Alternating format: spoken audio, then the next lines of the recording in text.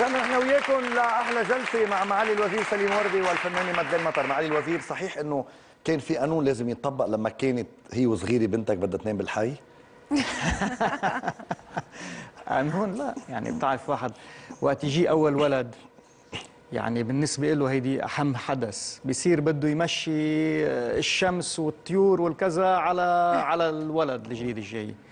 بقى وانا شايفه مش مصدق، بقى نامت بعد الظهر بعد عذاب نهار وكذا وكذا. بقى في جيران بدهم يشتغلوا شغل، وعندنا نحن جاي شخص يظبط الالومنيوم وتقديح وكذا، ما في، ممنوع. بقى المعلمين تفوت ولا تشتغل، بده ينطروا كلهم لحتى تكون وعيت بنتي، وما منعتهم، ما في.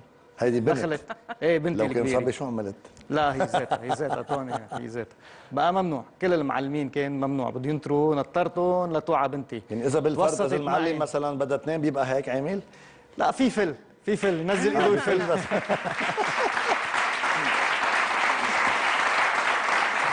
عم نحكي عن الصوت. انت مدلين قصاصك الوحيد كان انه ممنوع يطلع صوتك؟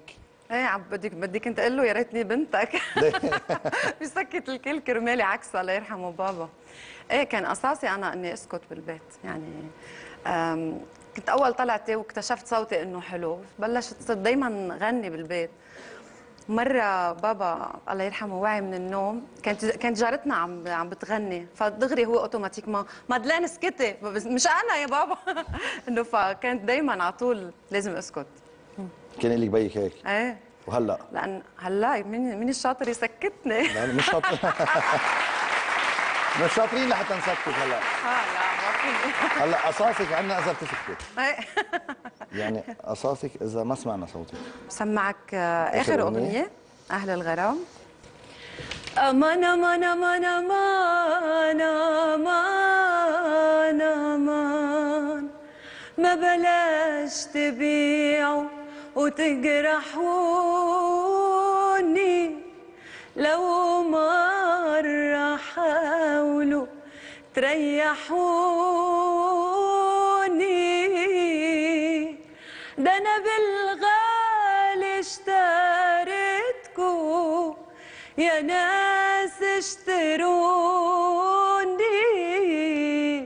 الحب الكبير بقى ذكرى وشوية كلام، جرح وقاسية يا قلبي من أهل الغرام، اللي سقاني عذاب ياما وسابني للملامة، اللي سقاني عذاب ياما سابني للملامة، قولوله يخاف من الله يا إما بالسلامة.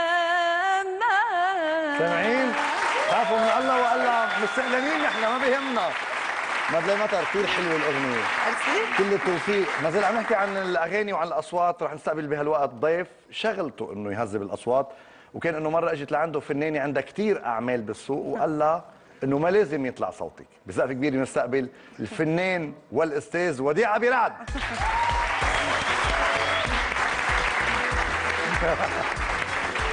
وديع مساء الخير. اهلا وسهلا فيك، تفضل. وديع، صحيح انه بيجوا لعندك ناس اوقات ليتمرنوا على الصوت، فنانين يعني معروف ما بيصيبوا ولا نوطه؟ ايه كثير بتصير؟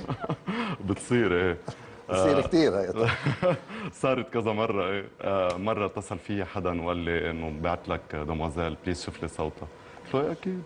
ففاتت قعدنا هيك على البيانو وبلشنا اول اكزرسيس، ما مشى الحال. ثاني اكزرسيس قلت اوكي نوطه ما عم يمشي الحال. قلت له اوكي. بتعرفي شو، انه ما رح ضيع وقتك وضيع وقتي، انه شو بدك بالفن يعني اشتغلي شيء ثاني. فطلعت فيها قلت لي بس انا فنانه وعندي اغاني بالسوق. قلت لها سوري؟ قال ايه؟ قلت لها انه عندك اسم فني. قلت انا بركي ما عرفت اسمها اسم فني. قالت له لا هيك اسمي ومعروفه. اوكي. خليك عم بتغني. فضليتني هيك انه جمده. قلت لها يمكن انا ما عم بعرف. مش عم جرب عن جديد، جربي. قال خلينا نجرب على النوطه بركي بتصير مزالك فنانه. طيب وديع، هيدي الشيء اللي عم تقوله مش حكر بس على الفنانين، حتى ممكن سياسيين ما تعرفهم؟ ايه اكثر كمان. كمان؟ طبعا. شو صار معك مع سياسي، حدا سياسي ما عرفته؟ مع وزير سابق اتصل فيي وقال لي في عندي بنتي بتحب تغني، سو قلت له اوكي. قال لي نهار الفلاني هن رايح على المطار، بيوصلوني على المطار مع الشوفير وبيرجعوا لعندك هي وامها. قلت له اوكي اهلا وسهلا. فهيك صار، رجعوا، تفضلت المدام وبنتها والشوفير ورا وفاتوا. فنحن بدنا نحكي يعني انا والمدام وبنتها عن هيدا. قلت له للمسيون تفضل على جنب، وقعدنا تحت الشبه ومدري شو على جنب. هو كان قاعد ونحكي ونحكي ونحكي. بالاخر قلت لها كيف معالي الوزير، ان شاء الله سافر وكله تمام؟ قالت لي معالي الوزير.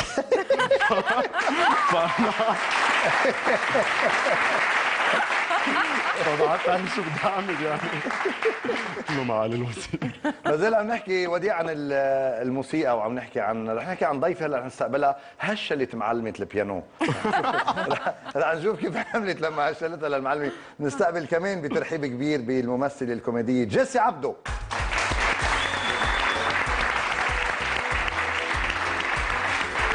جيسي مساء الخير. الصبايع ضوتها منيحة؟ بعمر قديش كان عمرك؟ 5 سنين جيسي؟ شي 6. شي 6. ايه مش 5، 6. أكثر شوي. شو صار؟ هشلتي معلمة البيانو؟ ايه، لأنه بالبناية اللي كانت عنا ما كان في حدا من عمري ألعب معه، فأهلي قرروا إنه لازم أعمل أكتيفيتي، فسجلوني بالمدرسة بيانو. بس كنت أرجع على البيت كنت أتشيطن، فقالوا إنه المعلمة بتجي ساعة كمان تعطيني بيانو. فأنا كنت أزهق يعني إنه مدرسة وبيانو كل الوقت، فقررت إني هشلها. هيك مرة كب عليها جو، مرة هيدا، بس إنه هي كانت كثير تحبني، ما كنت شو. كنت تحبك ولا تحبي جو؟ تحبني. فبالآخر إنه فهمت أمي إنه أنا كثير عم بزهق وكثير خلص ما بدي بيانو، فهلا ندمت. بما انه عم نحكي عن الاساتذه والتلاميذ، ضيفتنا اللي رح نستقبلها هلا كان عندها شغله مهمه وحده، انه تقلد المديره اللي هي بالمدرسه. كيف كانت تقلدها وشو كانت تعمل فيها للمديره؟ مستقبل بزقفه كثير كثير كبيره الممثله العراقيه جوانا كريم.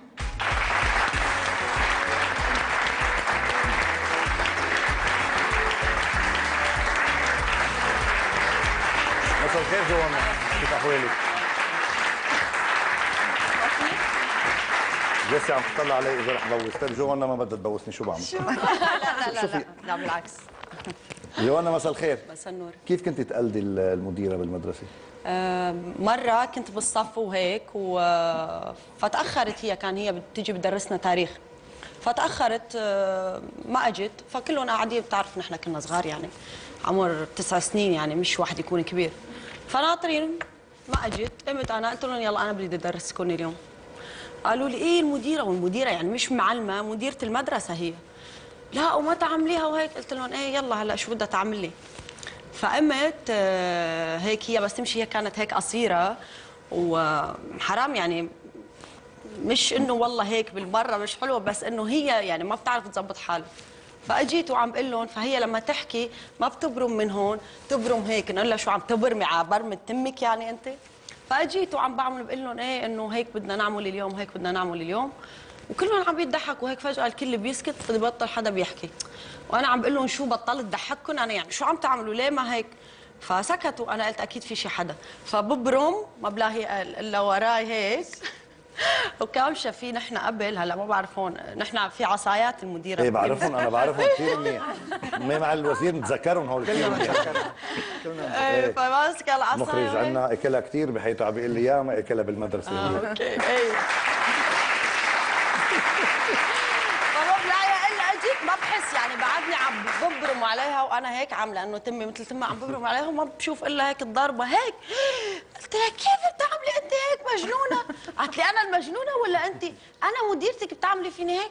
قلت لها مش انه هيك، بس انه ما بيحل لك تضربيني وما بيحل لك هيك.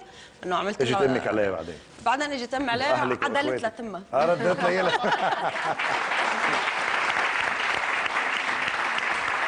معالي الوزير، بايام الغرام بالمدرسه معقول واحد يعني يخليها الغرام يحمل الشنطه لحبيبته كل يوم؟ طبعا طبعا. موافق عليه يعني. انا اول شيء بقول انه انا فخور انه انا بلشت انغرم من عمري 4 سنين من الجردة. تاخرت معالي الوزير، تاخرت. تاخرت. تعبت بزقفه.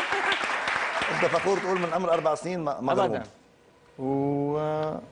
وكنت انطر في رفيقتي بالصف، كنت انطرها ما فوت على صفي بالجردان لتجي، او اول ما اشوفها واصله اركض احمل لها الشنطه وفوت انا وياها. بس هلا ما قلنا عين نذكر الاسامي وما رح نذكر يعني. بس لا بدنا نرجع على البيت. بعدكم اصحاب؟ مزبوطون. ايه بعدنا اصحاب. يا ريت قلت اسمها. لا لأن مرتك بدها تقول لك مين هي؟